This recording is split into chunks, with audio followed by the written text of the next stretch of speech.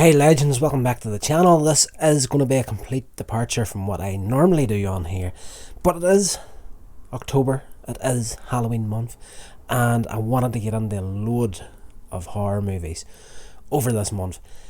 That's going to happen, but I've got sidetracked by this, and cheesy goodness at its finest.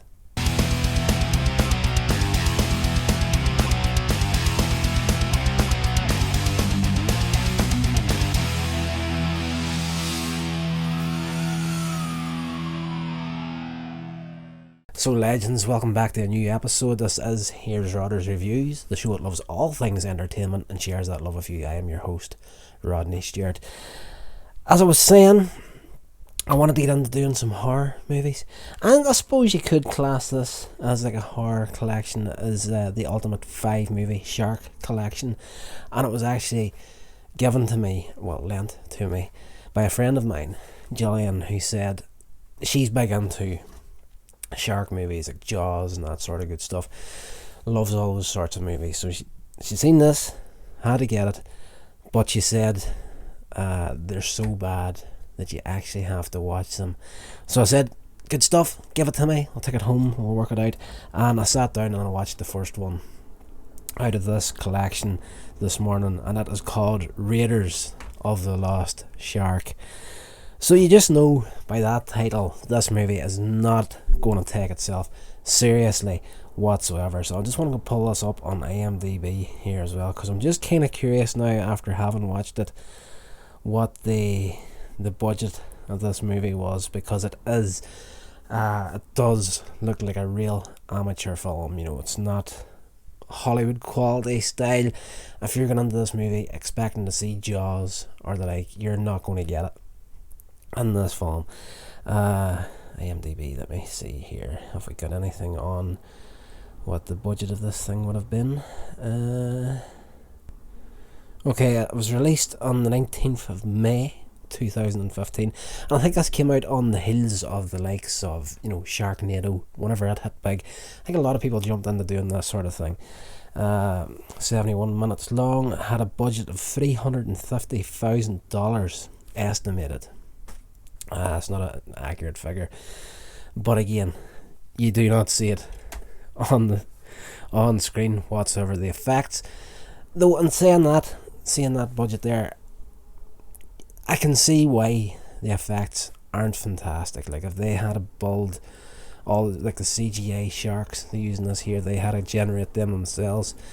You know, it would cost a lot of money to get a CGI shark made, but yes, there is a lot of shots in this that are just cringeworthy, and I tend to not be the guy that wants to slag off a movie, because if you go and check out my website, coinsagemedia.com, I am actually a zero budget indie filmmaker as well, attempt to be. And you know, the last thing that anybody wants to be doing if they're trying to get into amateur filmmaking is to start slagging off other people's movies. I don't want to be the guy doing that, but it has to be said, this movie is, you know, not terrible. Again, if you're going to see Jaws or that sort of thing, you're not going to get it. This movie has got its feet firmly planted on the ground of where it is at. This is a cheesy movie taking a shot at the whole genre of shark movies, and it has a lot of fun doing it. There is a character that pops up in this movie, and he's the typical boat captain in these movies that has got the horror stories of sharks and whatnot, and he starts telling this group of teenagers that want to head out to this island, I'll tell you a story about sharks you don't hear. And he goes through this whole story about them being cold-blooded predators, and they'll kill with no remorse and whatnot. And the music's building up in the background to try and build the tension slightly in this scene. And when he tells the story about the sharks, he turns and he says, "It was a shark. that took my hand. And the girl says, but you've got both of your hands. And he looks at his hand and he's like, this is not my hand. And for some reason, the pause that he left between his speech about the sharks and then, get into the whole thing about it was a shark that took my hand. There was a bit of a long pause there in his part. And part of me watching the movie was thinking to myself, was this part of the conversation actually scripted, or did this guy just go into this on its own and the guys just loved it so much they left it in the movie? It does cut back to her, but obviously, 2 cameras, and they go, if he continued on in the scene and she reacted to it and he went into, this is not my hand, I think that was something that was just added in there that the director didn't call cut on. I could be totally wrong on this, because the movie itself 100% from beginning to end is really taking the hand out of these sorts of movies, and it does not shy away from terrible acting. And when I say terrible acting, I really do genuinely think after watching this movie this is what they were going for. A lot of people, I've been looking at a few reviews and online about this movie, having literally just watched it a couple of hours ago, and I looked up a few reviews on it, and people are getting into it and they're like, the acting, avoid this movie at all costs, the acting in it is absolutely terrible, the scripting is terrible, the effects are awful. And I genuinely think after watching it myself, I'm thinking these guys are just like, you know what, we're going to make a cheesy movie here, we're going to ham it up as best we can. And oh gosh, I had so much fun with this movie. Basically, there is a killer shark on the loose. Typical shark story. People think that it is due to drilling in this lake, they refer to it as a lake from time to time in the movie, and then they refer to it as an island. So the story does kind of jump in places. There's a few big plot holes in here, to be fair, and due to this drilling, they reckon this prehistoric shark has gotten loose, but we find out later in the film that it's actually genetically engineered, and it, coming up to the end of the movie, it actually turns into a flying shark. There's, in these movies, there tends to be the useless police chief and the deputy, and in this movie there's no exception.